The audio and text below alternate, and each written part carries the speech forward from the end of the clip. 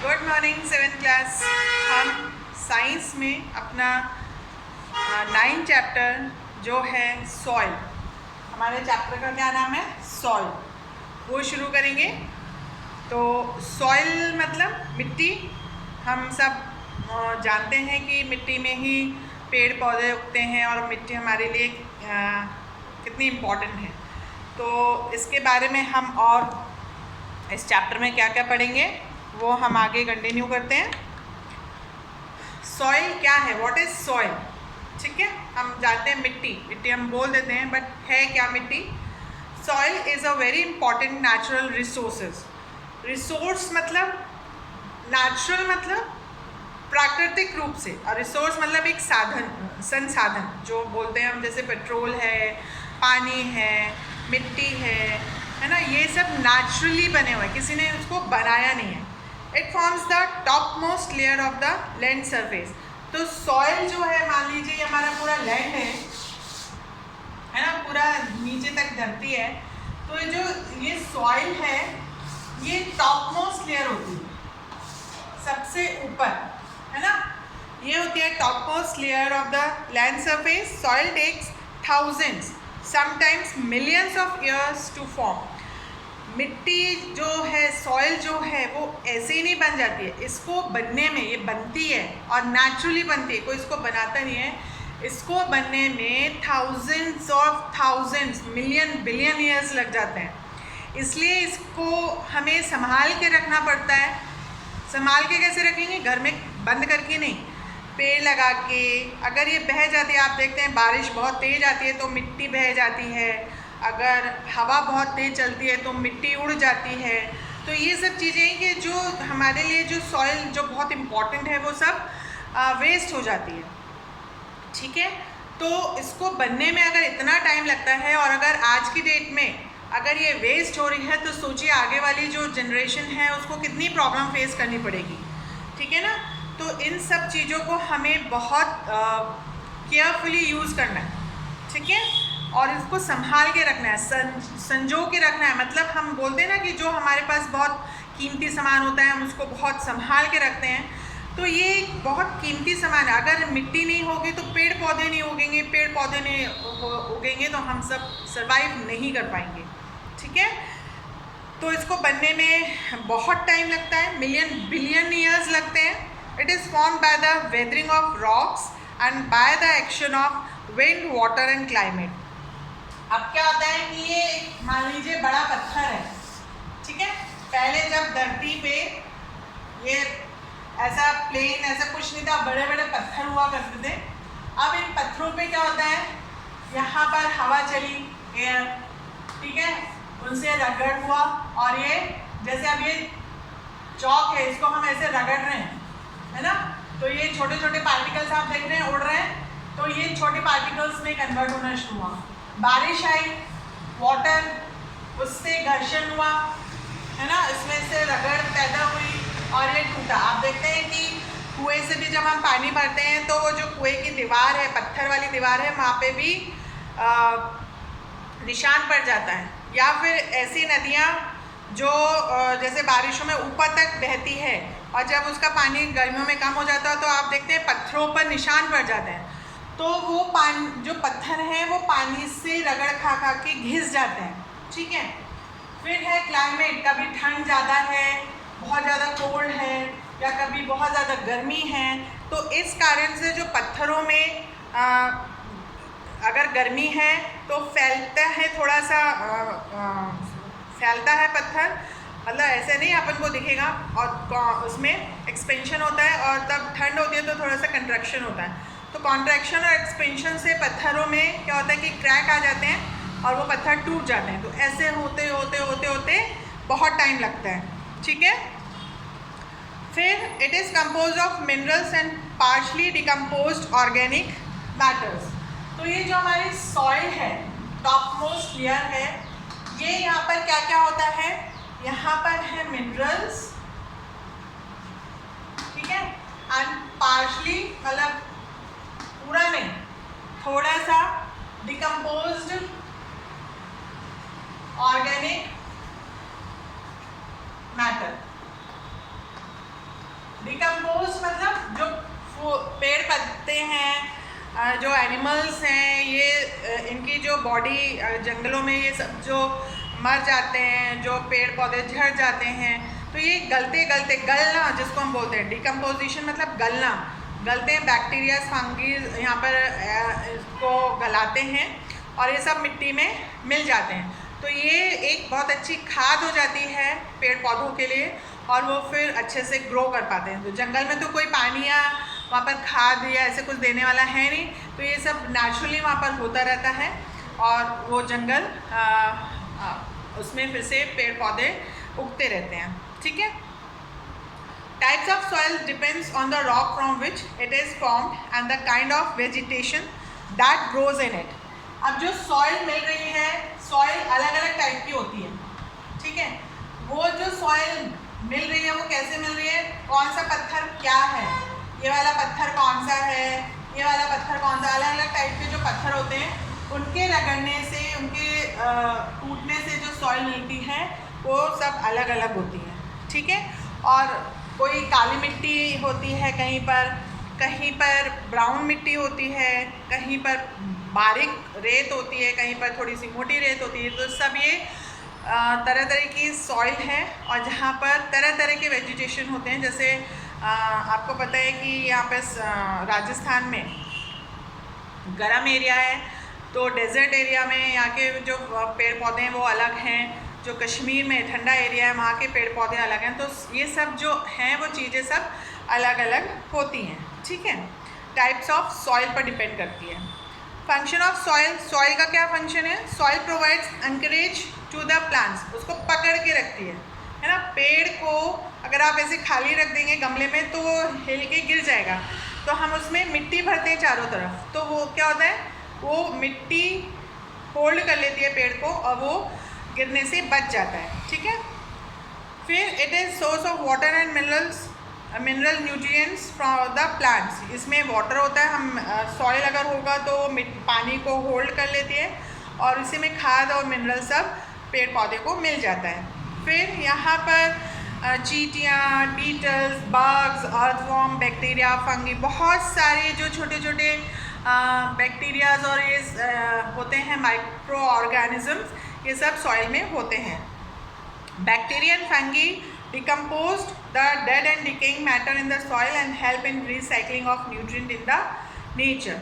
अब जो पेड़ पौधे गल जाते हैं, टूट के गिरते हैं, डेड बॉडीज़ हैं, उसको सब ये जो गलाने का काम है ये सब बैक्टीरिया और फंगी का होता है और ये रिसाइकलिंग ऑफ न्यूट्रिएंट्स होता है, नेचुरली होता है ये सारा प्रोसेस।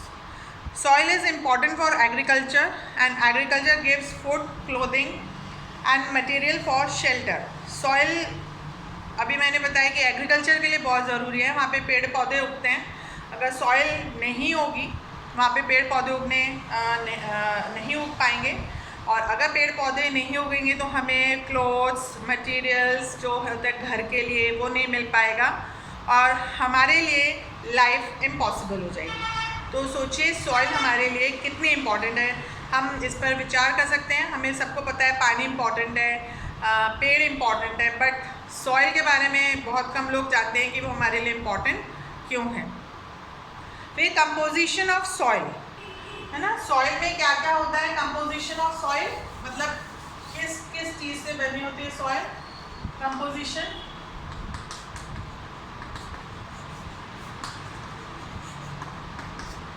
इसमें होता है rock and mineral particles. Obviously rock होगा क्योंकि पत्थरों से ही टूट के बनती है। ह्यूमस, रॉक्स, पार्टिकल्स, पार्टिकल्स यहाँ पे रॉक्स नहीं बोल रहे हैं, पार्टिकल्स हो रहे हैं, मतलब रॉक्स के टुकड़े और जो टूट टूट के छोटे छोटे होते चले आते हैं। ह्यूमस वही जो डेड ऑर्गेनिजम्स के गलने से बनता है। वाटर होता है, इसमें एयर होती है और लिविंग ऑर्गेनिजम्स मतलब बीटल, बग्स जो मैंने बताया, अर्थवॉर्म, सब कितने प्रकार के कीड़े मकोड़े इस मिट्टी में होते हैं। ठीक है। Rocks and minerals particles, soil has rocks, fragments of various size and minerals particles The mineral particles are formed by the disintegration and decomposition of rocks called weathering of rock. अब ये जो पत्थर टूटता है, बड़ा पत्थर टूटता है और छोटी सॉइल में कन्वर्ट होता है ना, तो इस प्रोसेस को कहते हैं वेदरिंग. ठीक है, वेदरिंग ऑफ रॉक्स मतलब बड़े बड़े पत्थरों का टूटना. ठीक है, और ये मिनरल फ्रैगमेंट्स है, ये जो हैं वो डिफरेंट टाइप के हो सकते हैं. फिर होता है ह्यूमस. ये बहुत इम्पॉर्टेंट होता है पेड़ पौधों के लिए. Humus is decomposed matter formed by the slow DK of dead plants and animals. ये जो गलने से डेड प्लांट्स और एनिमल्स के बनता है वो ह्यूमस कहलाता है, और ये सॉइल को फर्टाइल करता है. Water, the amount of water present and the water retention capacity of soil depends on the type of soil. Her soil water को hold नहीं कर पाती है, तो soils में एक प्रॉपर्टी होती है वाटर को होल्ड करने की. कोई होल्ड ज़्यादा करती है, कोई कम होल्ड करती है, कोई बिल्कुल होल्ड नहीं करती है. होल्ड मतलब पानी को सोख लेती है, एब्जॉर्ब कर लेती है. अगर वो जो मिट्टी है पानी को एब्जॉर्ब नहीं कर पाएगी और पूरा पानी बह जाएगा तो वहाँ पे वेजिटेशन क्या हो पाएगा? नहीं हो पाएगा, क्योंकि प्लांट्स को पानी की ज़रूरत होती है. ठीक है, और जहाँ पर मिट्टी पानी को होल्ड करके रखती है वहाँ पर प्लांट्स बहुत अच्छे से ग्रो कर पाते हैं. फिर एयर, उसके बीच में जो ये पोर्स हैं, ये जो पार्टिकल्स हैं, उनके बीच में एयर भी होती है. एयर भी इम्पॉर्टेंट है प्लांट्स के. हमें जैसे सांस लेने में अगर हम पूरा बंद कर दें अपना रूम सारा, कहीं से वेंटिलेशन नहीं हो तो हमारे को घुटन होने लगती है. तो वैसे ही सेम प्रोसेस प्लांट्स के साथ होता है. वो पूरे टाइम सॉइल में रहते हैं, तो वहाँ पर जो सॉइल के में जो पार्टिकल्स होते हैं उनके बीच में एयर होती है, जो प्लांट्स के लिए बहुत इम्पॉर्टेंट होती है. फिर लिविंग ऑर्गेनिजम्स बताया, यहाँ पे बहुत सारे माइक्रो ऑर्गेनिजम्स रहते हैं जो और सॉइल को और फर्टाइल करते हैं. ठीक है, यहाँ पर एक एक्टिविटी दिख रही है आपको पेज नंबर 88 में, ये वाली. यहाँ पर अगर आप मिट्टी लेते हैं और एक जार में पानी डाल देते हैं तो थोड़ी देर बाद आप देखेंगे सबसे ऊपर ह्यूमस, वो जो पेड़ पौधे पत्ती हैं वो सब ऊपर तैरेंगे. फिर वाटर दिखेगा. फिर क्ले मतलब बहुत बारीक मिट्टी, वो तैरती हुई हल्की सी दिखेगी. सिल्ट जो थोड़ी सी बैठी हुई दिखेगी. सिल्ट से थोड़ी हैवी और वो थोड़ा सा उसके नीचे दिखेगी. और ग्रेवल मतलब पत्थर, जो तरह तरह से के पत्थर उसमें मिट्टी में होते हैं, वो हमें दिखेंगे. ये एक्टिविटी हम करेंगे. फिर है सॉइल प्रोफाइल.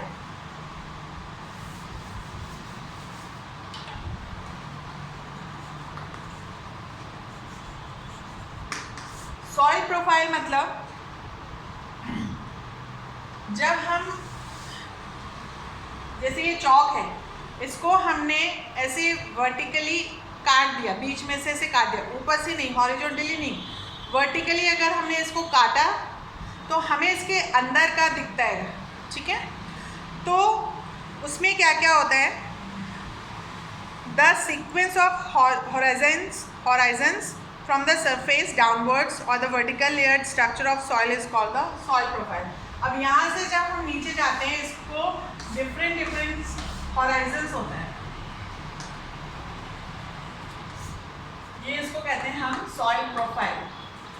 ठीक है, मतलब हमने ये जब हम देखते हैं कि जब पहाड़ को ऐसे काटते हैं तो यहाँ पर हमें उसका कुछ डिफरेंट कलर की चीज़ें दिखती है, पार्ट्स दिखते हैं, तो वो हो गया मान लीजिए सॉइल प्रोफाइल. ठीक है, ऐसे अगर हमने नीचे ज़मीन में ऐसे अगर वर्टिकली कट किया तो हमें डिफरेंट लेयर्स दिखती हैं. ठीक है, तो क्या है इसमें? पहला है ए हॉराइजन. ठीक है, ये अपर मोस्ट हॉराइजन होता है और इसे हम फर्स्ट लेयर भी कह सकते हैं. Also called the top soil. Upper most horizon, upper layer, first layer of the soil, top most soil. तो ये 3-4 नाम हैं उसके. ठीक है, it contains roots of plants and partially decomposed organic. यहाँ पर प्लांट्स की रूट्स होते हैं. ठीक है, और ऑर्गेनिक मटेरियल्स होते हैं जो इस प्लांट के लिए, जो भी यहाँ पे उगते हैं उसके लिए इम्पॉर्टेंट होते हैं. ठीक है, it is generally a soft porous layer that can retain more water than other. तो यहाँ पर क्या होता है कि ये जो है पार्टिकल्स के बीच में गैप होता है जहाँ पर पानी रिटेंशन की जो इसमें प्रॉपर्टी होती है वो बढ़ जाती है, एयर भी होता है, और ये प्लांट्स के लिए बहुत इम्पॉर्टेंट होता है. ठीक है. मैनी टाइप्स ऑफ ऑर्गेनिजम्स, इसी लेयर में सबसे ज़्यादा ऑर्गेनिज्म रहते हैं क्योंकि यहीं पर सब चीज़ अवेलेबल है, पानी भी, वाटर, एयर भी, तो यहाँ पे ऑर्गेनिज्म अच्छे से सर्वाइव कर पाते हैं. फिर है बी हॉराइजन, इसी से सटा हुआ बी हॉराइजन. ठीक है. ये ए से नीचे है तो इसको सब सॉइल कहेंगे. सब मतलब नीचे, ए से नीचे है तो सब सॉइल कहेंगे. It is called the middle layer and generally more compact and harder. ये मिडल लेयर हम इसको कह सकते हैं, और इसमें जो पार्टिकल्स हैं वो ज़्यादा क्लोज हैं. ठीक है. कॉम्पैक्ट है और थोड़ी सी हार्ड हो जाती है. जब हम चीज़ जो बहुत पास हो जाती है तो वो थोड़ी सी हार्ड हो जाती है. ठीक है.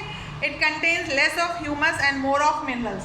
अब ह्यूमस जो है ऑर्गेनिक मटेरियल से बनता है तो ये ऊपर ज़्यादा है, और मिनरल्स जैसे ये लोहा और कोयला, ये सब जो चीज़ें हैं ये यहाँ पर बी होराइजन में ज़्यादा मिलती है. ठीक है. फिर है थर्ड लेयर सी होराइजन. ये सी होराइजन है. It is the third layer present below the B horizon. It is made up of small pieces of rock material with cracks and crevices. यहाँ पर दरारें होती हैं. ठीक है. और ये बी के नीचे होती है दरारें, मोटी पतली सब तरह की दरारें इसमें होती हैं, और ये बहुत हार्ड होती है. फिर डी होराइजन सी के नीचे होता है, इसे बेड रॉक कहते हैं.